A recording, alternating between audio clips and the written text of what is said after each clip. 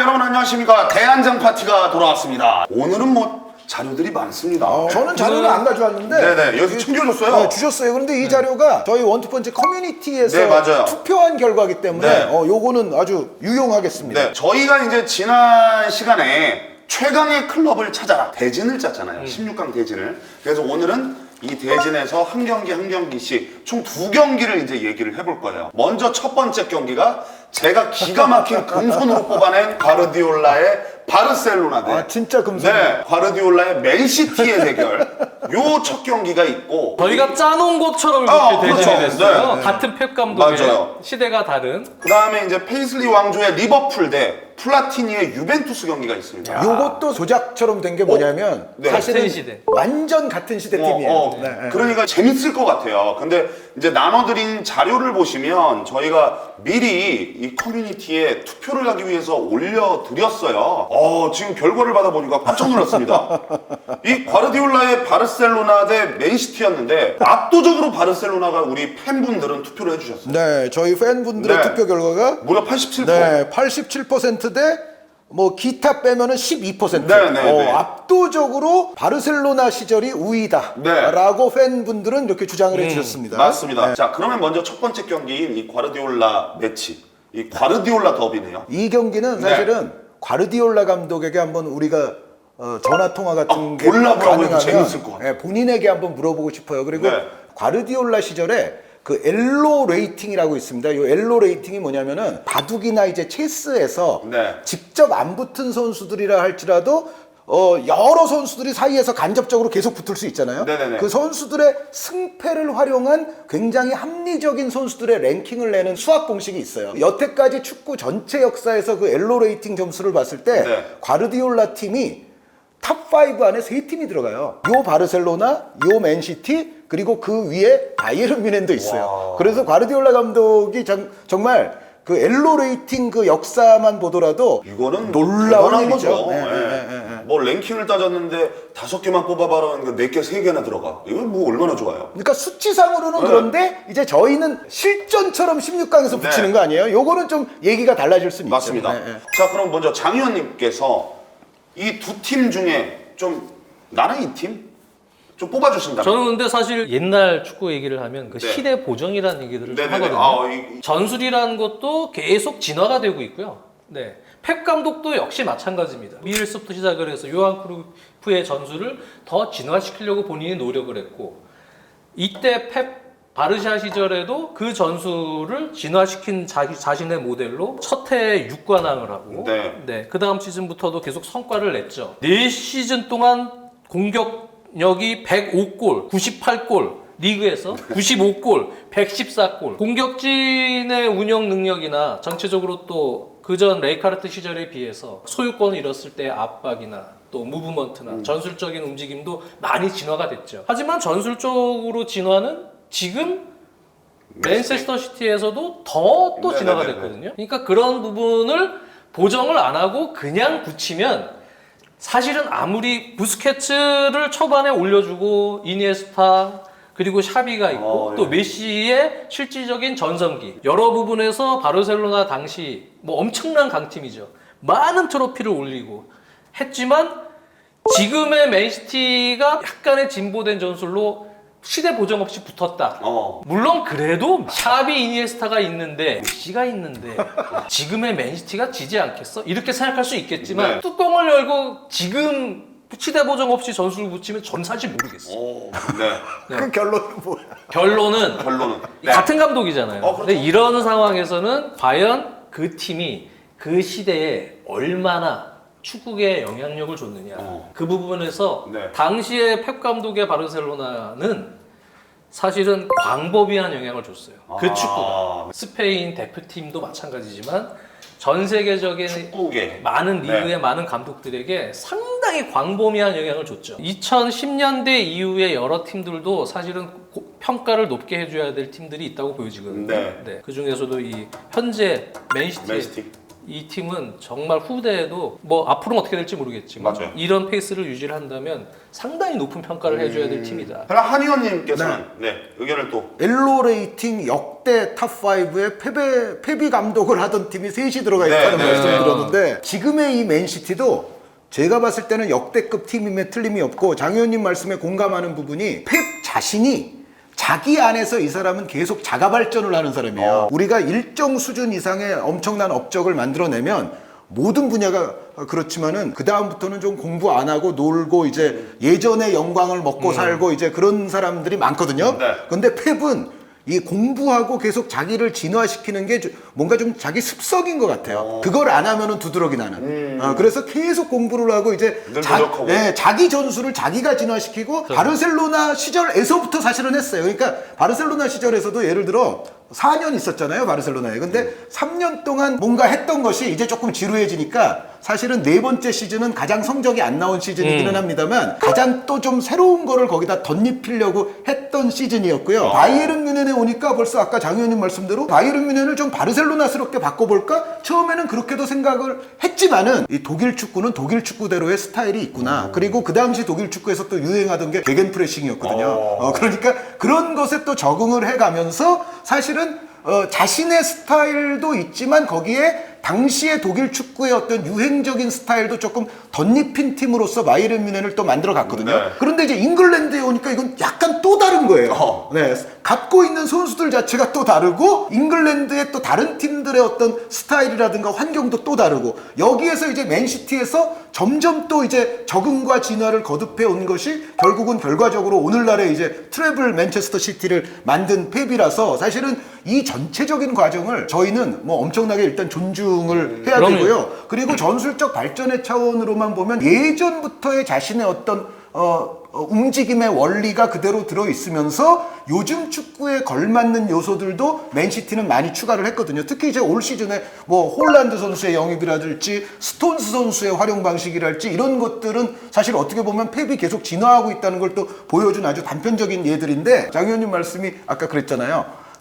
직접 붙여보면 어떻게 될지는 사실 좀 모르겠다. 네. 그러니까 왜냐하면 과르디올라의 바르셀로나도 1년 내내 전승하는 팀은 아니잖아요. 실족하는 날은 있어요. 네네네. 그렇기 때문에 지금의 어떤 홀란드를 보유하고 있고 더브라이너를 보유하고 있고 또 스톤스를 또 그렇게 영리하게 활용하고 있고 그리고 또 신체 조건이라든가 로드리 선수 같은 중거리포를 또 장착하고 있는 그런 맨시티임을 고려하면 실전에서는 이변의 상황이 터질지 알 수가 없죠. 그 당시에 정말 잘 나가던 시절의 바르셀로나는 2008-2009 시즌도 있지만은 2010-2011 시즌도 있고 그 사이 시즌에는 사실은 바르셀로나 팬들 입장에서는 아이슬란드 화산재만 안 터졌으면 그때도 바르셀로나가 챔프를 할 수가 있었다라고 또 생각하는 시즌이기 때문에 어쨌든 요 정도 시기에 바르셀로나라면은 그것 때문에 엄청나게 긴 시간을 버스 타고 이동을 해서 이동하고. 버스 타고 맞아요. 이동해서 다 지친 상황에서 연기됐거든요. 그런 상황이었는데 그렇다고 해서 그 당시 뭐 무리뉴 감독 인테르의 트래블을 제가 뭐 폄하하거나 이런 의도는 전혀 없습니다만 그거는 그것대로 위대한 거고 어쨌든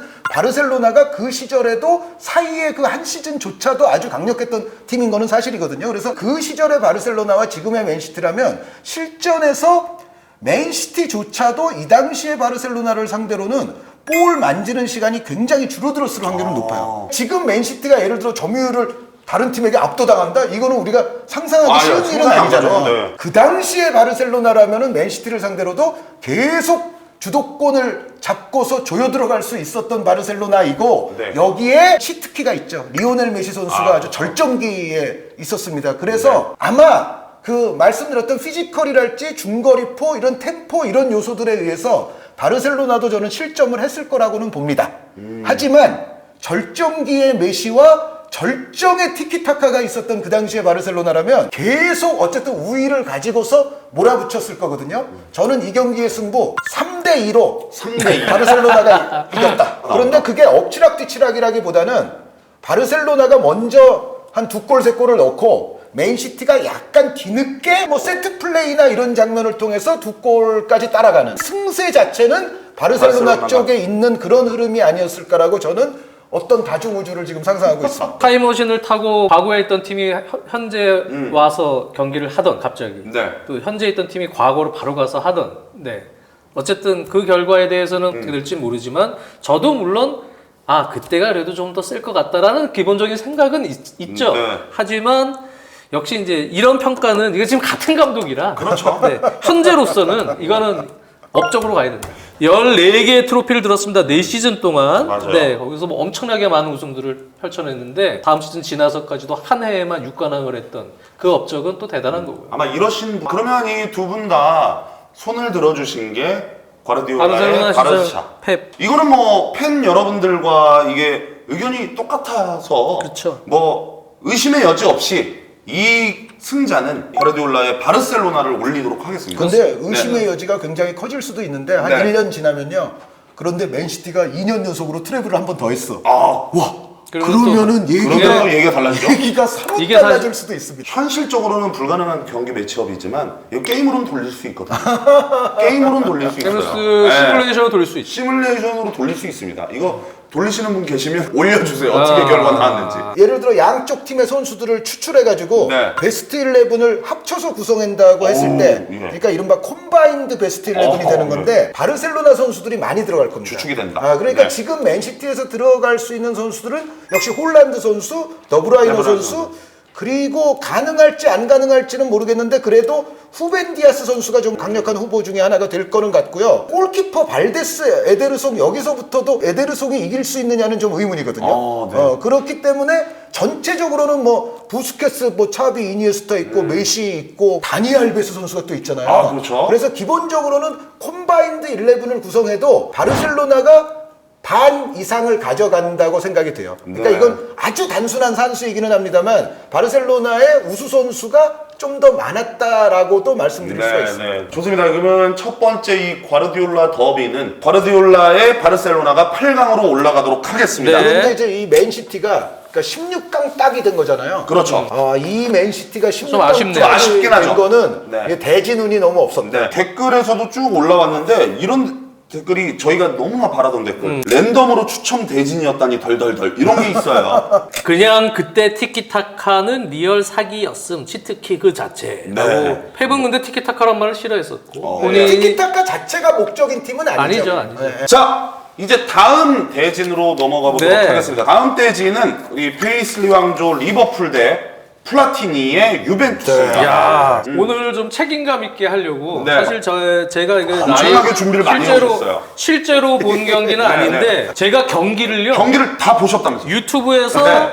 풀타임으로 있는 경기 싹 봤어요. 와, 재밌으셨죠? 좋은 구경하셨네요. 하루를 다 써서 네. 좋은 구경하셨어요. 예, 전술적으로도 다 분석을 해가면서 싹 봤어요. 좋습니다. 상당히 재미있는 시간이었어요. 네, 그러면 팬 투표에서는요. 네.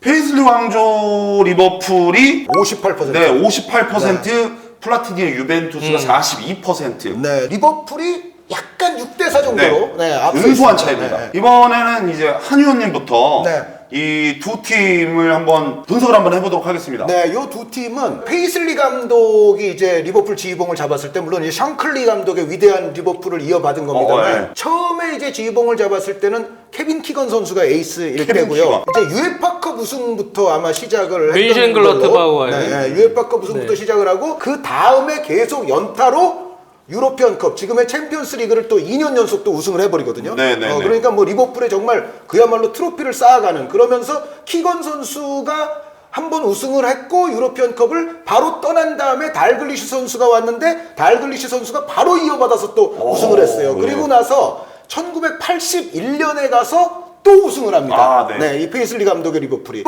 페이슬리 감독 휘하에서만 3차례 챔피언스리그 챔피언에 등극을 하는 거고 네. 81년 같은 경우는 중간에 올라가는 과정에서 결승전은 레알 마드리드 꺾었었고요. 예. 그 전에는 바이에른 뮌헨도 넘어서면서 또 우승을 차지했어요. 아까 좀 전에 장 의원님이 멘헨글라트바흐 말씀을 해주셨는데 그 멘헨글라트바흐가 그 독일 내에서는 바이에른 뮌헨보다도 뭐 좋은 축구를 한다 소리를 들었던 최강이었어. 그리고 또 리그 내에서 우승은 오히려 바이에른을 꺾고 뭐 계속 차지할 정도로 강팀이었는데 리버풀에 걸리면 항상 운이 안 좋았어요. 그래서 멘헨글라트바흐가 사실 갖고 있는 그 전력과 당시의 위상에 비해서는 유럽 클럽 대항전 트로피가 조금 적은 편이거든요. 네네. 그 가장 큰 원인이 리버풀인데 76년부터 한 84년까지는 네. 리버풀이 그야말로 뭐 유럽에 나갔다 하면 트로피를 가져오는 거의 왕조 시대였다고 볼 수 있고, 상대적으로 이제 요때 트라파토니 감독이 딱 요 비슷한 시기에 유벤투스 감독을 오래 했습니다. 우리에게 이제 잘 알려진 지오바니 트라파토니 감독인데, 그래서 이게 이제 플라티니의 유벤투스이자 어떻게 보면 트라파토니와 플라티니의 유벤투스라고 네. 볼 수가 있는 거의 같은 시대입니다. 그런데 이 유벤투스는 사실은 트로피로만 보면 리버풀보다 딸려요. 그러니까 유벤투스가 이때 특이했던 거는 유에파컵도 한 번 우승하고 커비너스컵도 한 번 우승하고 85년에 가서는 챔피언스리그도 우승을 했다는 거예요. 그러니까 이 당시에 존재했던 3대 컵을 다 두루두루 거머쥐기는 했지만 최고의 컵이라 할 수 있는 챔피언스리그 우승 트로피의 횟수에서 일단 페이슬리의 리버풀에게는 밀린다고 봐야죠. 그래서 그런 견지에서는 리버풀이 좀 더 시대의 챔피언 같은 이미지를 주는 건 사실이에요. 그런데 여기서 이제 관건 직접 실전에서 붙었을 때 어떨 거냐거든요. 이게 동시대잖아요. 동시대인데 네. 그렇게 실전에서 많이 붙지 않고 이제 2번 붙었어요. 84년에 UEFA 슈퍼컵에서 두 팀이 붙어요. 그건 왜 그랬냐면 이제 리버풀은 유러피언컵을 우승한 이제 챔피언스리그 우승팀이고, 유벤투스는 아까 커비너스컵 우승했다고 그랬잖아요. 그러니까 커비너스컵 우승자와 이제 챔피언스리그 우승자가 슈퍼컵을 붙는데, 요때도 유벤투스가 2대 0으로 이겼습니다. 요 슈퍼컵에는 달글리쉬가 없는 경기예요. 85년에 리버풀의 왕관이 유벤투스로 넘어오는 그 이제 정말 불행했던 참사가 있었던 날의 경기였고, 그런데 이 경기가 리버풀 팬들 입장에서 봤을 때는 그 페널티킥 하나로 졌는데 사실은 제가 보면은 오심입니다. 오심. 뭐냐면 반칙이 있기는 있었는데 페널티 에어리어 살짝 바깥에서 걸려서 넘어졌던 이 보니에크라는 그 폴란드의 영웅이 그날 경기에서 가장 뭐 뛰어난 활약을 했던 선수라고 해도 과언이 아닌데 보니에크 선수를 걸어 넘어뜨리는 바람에 이제 그게 페널티가 됐는데 요게 지금 VAR 관점에서 보면 아마 살짝 바깥이었을 거예요. 그래서 유벤투스가 요 두 팀 간의 요 시기의 상대 전적은 2승으로 앞서는데 리버풀 팬들은 두 경기 다 우리가 그렇게 졌다고는 말 못하지, 2대 0으로 졌지만 그날은 날글리쉬가 없었어, 1대 0으로 졌지만 그날은 헤이젤 참사라는 비극 속에서 그 페널티 판정 자체가 사실은 굉장히 의심스러운 판정이라서 여기서 이제 경기를 다 보고 오셨다는 장시현 의원님께 이제 마이크를 넘기겠습니다. 상당히 인상적이었던 부분은 보페이즐리 시대가 74-75 시즌, 그때부터 들어오는데 결국은 이제 75-76 시즌에 리그 우승을 하고 우에파컵에서 요한 크루이프의 바르셀로나를 꺾고 결승에 올라가서 클럽 브루헤를 꺾고 우승을 합니다. 케빈 키건이 맹활약을 했어요. 키건 선수는 제가 이제 어렸을 때 봤을 적에 잉글랜드 선수스럽지 않은 선수였어요. 저는 제가 어렸을 때 받은 느낌은 남미 선수 같은 느낌. 그러니까 키건 선수 그 헤어스타일도 물론 키건보다 뒤에 나온 선수긴 하지만 약간 그 마라도나 같은 헤어스타일이거든요. 그래서 드리블 치고 들어갈 때 보면은 잉글랜드스럽지 않다라는 제가 어렸을 때 그 느낌을 강하게 갖고 있습니다. 그렇습니다. 그리고 나서 그 다음 시즌 76-77 시즌에 리그 우승을 하면서 그리고 첫 유로피안컵 우승을 합니다. 그 결승을 봤습니다. 그 결승 상대가 역시 멘셴글라트바흐입니다. 진짜 강팀이었네요. 샹클리 시절에 우에파컵에서 붙었던 그 멘셴글라트바흐인데, 당시에 멘셴글라트바흐에는 77년 발롱도르 수상자인 덴마크의 알런 시몬센이라는 아주 유명한 선수가 있었고요. 울리 슈틸리케도 있었어요. 그래요? 슈틸리케도 있고 하인케스도 있고 뭐 포구츠도 있고 라이너 보노프 같은 보노프도 선수도 있고 있죠. 상당히 강팀입니다. 공격진 케빈 키건 뭐 이런 선수들 많이 주목을 하잖아요. 수비가 좋더군요. 레이 클레멘스는 말할 것도 없고 골키퍼. 상당히 노련하고요. 이건 리버풀 역대 최고의 골키퍼입니다. 아리송보다 레이 클레멘스. 저는 레이 클레멘스가 아직 여전히 모든 업적이나 커리어 부분에서 최고의 키퍼죠. 센터백인 주장인 에물린 휴즈, 이 선수가 딱 중심을 잡아주고 있고요. 그리고 측면 풀백, 오른쪽 풀백보는 필 닐 선수가 있고요. 그리고 당시에 중앙 미드필더의 30대 중반이지만 철광왕으로 불리던 이안 켈러원 선수가 있습니다. 엄청나게 많이 뛰면서 경기를 장악을 하고 수비진이 매우 탄탄합니다. 제가 그 옛날에 좋아하는 선수가 아마 이름이 나올 것 같아서 저는 테리 맥더모트 선수 좋아합니다. 맥더모트가 이날 또 골을 넣었는데 이 선수도 순간적인 공격 가담, 뭐 이선도 보고 중앙 미드필더도 보고 이 맥더모트도 상당히 잘하고, 스티브 하이웨이라고요.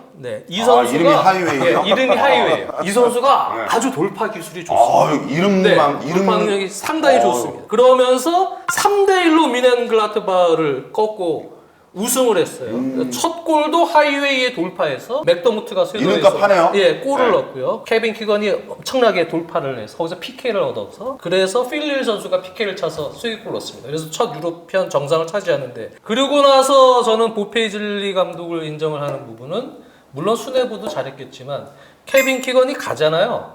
네. 함부르크로. 캐니 달글리시를 그것보다는 적은 이적료지만 데리고 와서 이 선수도 사실은 케빈 키건만큼 해줄 선수가 있겠어? 지금으로 치면 토트넘에 케인을 보내고 케인을 할 만큼 해줄 선수가 있겠어? 이런 건데 케인만큼 해주는 선수를 데려온 거예요. 캐니 달글리시. 그 영입 자체도 이 팀은 상당히 시기마다 적절하게 영입을 잘했죠. 그러면서 그 시즌에 엄청나게 또 잘하고 브루에를 꺾고 2년 연속 우승을 또 차지합니다. 그때 또 케니 달글리시가 아주 절묘한 칩샷 골을 넣더라고요. 이 시즌엔 또 역시 앨런 한센이 또 출연을 해요.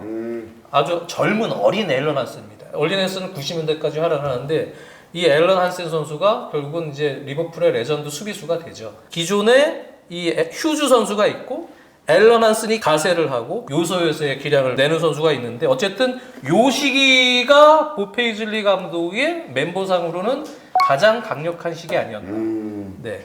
그러고 나서 이제 78, 79 시즌 이럴 때는 리그는 우승을 했지만 유로피언컵에서는 노팅엄한테 지고 탈락하고 그리고 79, 80 시즌도 리그 우승을 했지만 또 유로피언컵은 탈락하고 18살의 어린 공격수 이안 러시를 이때 영입을 하거든요. 그러면서 이제 80년대는 어린 이안 러시를 올리는 작업을 이제 하는 구도로 가는데 저는 또 놀란 거는 80, 81 시즌에 준결승경을 봤어요. 준결승만 풀타임 있더라고요. 이게 네. 바이른 뮌헨전입니다.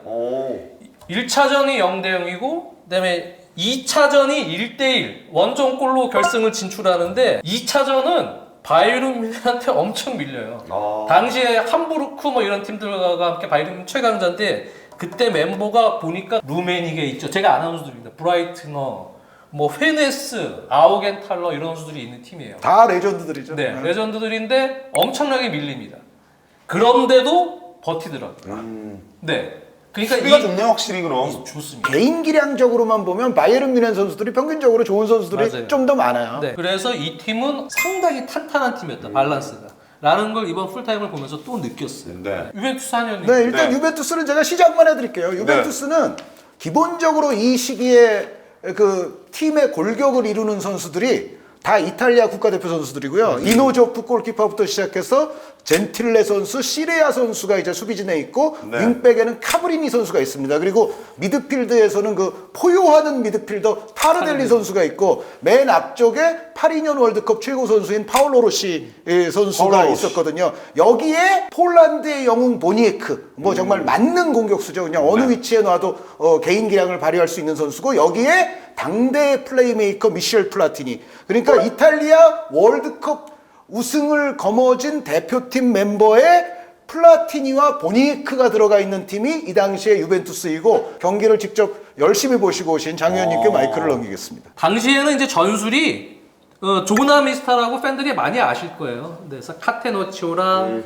토탈 풋볼이랑 좀 결합한 운영의 네네네네. 그 트라파토니가 약간 변형적인 운영을 이탈리아 내에서도 많이 썼었어요. 여기서 그러니까 이제 비대칭적인 운영이거든요. 그렇죠. 그러니까 조나미스트라는 전술이 어떻게 보면 352처럼도 보이고 네. 어떻게 보면 433처럼도 보이는 약간 하이브리드 같이 생겼는데 한쪽의 측면에 있는 선수가 높은 지역의 윙포워드처럼 올라가 있고 투톱은 약간 비스듬하게 서서 네. 어떻게 보면 쓰리톱처럼 보이는데 어떻게 보면 또 그건 이게 또 아니고. 윙백처럼도 보이는 그러니까 약간 비대칭적인 운영에서 로베르토 베테가 선수가 그 약간 높이 올라가 있는 윙백 내지 윙포워드 같은 그런 역할을 담당해요. 나중에는 물론 사키의 그런 정형화된 어떤 전술에 비해서는 퇴세되죠. 네. 어떻게 보면 대중적으로는. 어쨌든 이탈리아 월드컵 우승을 차지한 이탈리아 핵심 멤버의 사실상 거의 핵심 멤버 70%의 플라티니와 보니에기 합쳐진 멤버라는 거예요. 뭐 한의원님이나 저 가끔 비속어 쓰지만 존앤쌤입니다. 네, 존엔 강해요. 네. 조나미스타 포메이션을 쓰면서 존앤 강한 팀. 네. 조나미스타. 존앤 강하고 당시에 함부르크도 서독 대표였던 칼츠 만프레드 칼츠 있고 그다음에 흐르베시 있고 마가트. 우리가 잘 아는 마가트가 있어요. 잘하는데 마가트 중거리 한 방에 집니다. 마가트의 중거리. 초반에 그게 이제 유로피안컵 함부르크와의 결승에서 지면서 준우승이죠. 그 다음 시즌에 한의원님이 얘기했던 커비너스컵 우승하고 포르투를 꺾고요. 네. 그때 이제 플라티니가 20골이나 넣습니다. 이 선수는 거의 뭐 후리하게 움직입니다. 공미인지 중미인지 다 뛰어요. 엄청나게 활동 방향이 넓거든요. 플라티니는. 플라티니의 플레이를 전성기 때 이 유벤투스 플레이를 보면은 이거는 뭐 그냥 전천후 만능 플레이라고 보시면 돼요. 다 해줍니다. 커비너스컵 우승을 하고 슈퍼컵 때는 한의원님 말씀해 주셨지만 케니 달러시가 불참한 징계로 빠진 리버풀에게 2대0으로 승리를 하고 그 다음에 이제는 헤이젤 그 8485 네. 그 경기로 가게 되는데 사실은 조금 짧죠. 리버풀의 그 기나긴 장구한 그 왕조보다. 커리어의 네. 역사와 업적에 비해서는 짧기 때문에 여기서는 사실은 그런 부분을 고려하면 리버풀이 그래도 네. 저는 이긴다고 얘기를 해줘야 될 것 같지만 네. 경기만 이렇게 보면 유벤투스가 결국 딸리지 않는다. 네, 저는 그런 생각은 들었어요. 정작 실전에서 그럼 이 두 팀이 정말 제대로 달글리시도 다 나오고, 다 나오고. 유벤투스의 좋았던 시절의 네. 멤버가 다 나오고 붙으면은 그 어떤 일이 벌어지는 다중우주가 존재할 것이냐. 여기서 이제 한의원님의 선택이 리버풀로 가겠습니다. 리버풀의 손을 왜냐하면 들어주시고 약간 전술적으로 보면 리버풀이 조금 딸릴 수는 있어요. 리버풀이 이 당시 사용하는 포메이션은 기본적으로 4-4-2거든요. 네네네네. 그러니까 잉글리시 아주 전형적인 영국식 4-4-2입니다. 플라티니 선수를 정말 프리하게 두면서 뭔가 여기서 의외의 상황이 나오잖아요. 플라티니 선수를 과연 당시의 리버풀이 전술적으로 라인과 라인 사이에서 제대로 잡을 수 있었을 것인가는 약간 의문이 있어요. 그래서 저는 전술적 점수는 유벤투스 쪽에 주고 싶거든요. 조금 유리할 것 같은데 왠지 제가 리버풀이라고 얘기하는 이유는 네. 그 리버풀은 뭔가 모르게 그것도 지금까지도 좀 약간 비슷한데 네. 안 되는 것도 되게 하는 전통. 아까 장 의원님이 말씀하셨잖아요. 바이에른 뮌헨에게도 보면 밀린다. 그럼에도 불구하고 승부를 짜내는 힘이 있어요, 리버풀이. 그게 리버풀이 이 전체 시대에 트로피가 많은 저는 원동력이라고 생각을 하거든요. 그럼 장 의원님 같은 경우에는 저는 사실은 모르겠어요. 경기만 봐서는 이게 근데 부산으로 사실은 보니까 매력적인 팀은 유벤투스인데 그렇죠. 전술적으로 네. 그렇기 때문에 저는 승부를 장담할 수는 좀 힘들다. 네. 하지만 하나를 뽑아야 된다면 그렇죠. 좋아. 동시대에 너네 둘은 같은 최고의 팀인데 그러면은 결국은 업적으로 보자. 그런 걸 업적으로? 무시할 수 없어요. 네네네. 조페이즐리 감독이 9년 동안 리그 우승 6회, 유로피언컵 우승 3회, 우에파컵 우승 1회. 그러니까 조페이건 감독 바뀌기 전에 네. 페이즐리 시대로만. 반면에 이제 글쎄요. 트라파토니 감독 플라티니의 유벤투스라 그랬잖아요, 지금. 그렇죠. 그때도 계속 유럽 대항전에서는 뭐 바르셀로나에게 지고 그 다음 이후에 네네네. 실적이 좀 부족하거든요. 그렇기 때문에 전체적으로는 이 네. 페이즐리 시대가 그래도 점수도 줘야 되지 않나. 좋습니다. 조금 유벤투스에겐 미안하지만 리버풀? 여기선 리버풀 손 좀 들어줘야겠다. 야, 이게 어떻게 하다 보니까 굉장히 어려운 매치였네요. 어려워 생각보다 네, 어려웠어요. 굉장히 어려운 매치였어요. 그러면 이 페이즐리의 리버풀과 플라티니의 유벤투스는 진짜 접전으로. 이거 뭐 고르기 힘드셨을 것 같아요. 네. 리버풀이 8강으로 올라가는 그렇게 정의를 하는 걸로 하겠습니다. 그러면은 과르디올라의 바르셀로나와 페이슬리의 리버풀이 리버풀이 붙는 겁니다. 만나는 거죠? 네, 그게 8강전이 되는 겁니다. 리버풀이 8강으로 올라가는 그렇게 정의를 하는 걸로 하겠습니다. 그러면은 과르디올라의 바르셀로나와 페이슬리의 리버풀이 리버풀이 붙는 겁니다. 만나는 거죠? 네, 그게 8강전이 되는 겁니다. 요거 참 그것도 어마어마하겠네요. 이제는 경기를 볼 필요 없겠다. 다 봤어. 자, 이렇게 되니까 굉장히 재밌는데 네. 저희가 대진을 굉장히 잘 뽑았잖아요. 다음 대한장 파티에서는요. 이제 반대편으로 넘어갈 겁니다. 네. 이쪽 반대편. 그룹에 네팀 먼저 했으니까 네, 이쪽 네 팀. 그룹으로 넘어가는데 MSN 바르셀로나 대 구트만의 벤피카. 네, 에우제비우 에우제비우. 있었고요. 네. 네. 육관왕 바이에른 뮌헨인데 베켄바워 바이에른 뮌헨. 이 바이에른 더비. 네, 네, 네. 요렇게 다음 시간에는 정리를 한번 해보도록 하겠습니다. 구트만 에우제비우 경기랑 또 베켄바우 경기를 또 봐야 돼. 또 고정경기 또 보셔야 돼요. 나 무조건 풀타임을 봐야지 나 속이 풀려. 아니, 나 이거 봐야 돼. 놀러 가서 그거 열심히 봐. 그러니까. 그 보시면은 또 이게 너무 더 헷갈리는 거 아니에요? 아니야. 그다음에 저희가 이거 커뮤니티에 또 올릴 거잖아요. 투표를 위해서. 네, 많은 또 의견들 많이 남겨주시길 바라겠습니다. 자, 다음 주에 찾아뵙도록 하겠습니다. 여러분 감사합니다.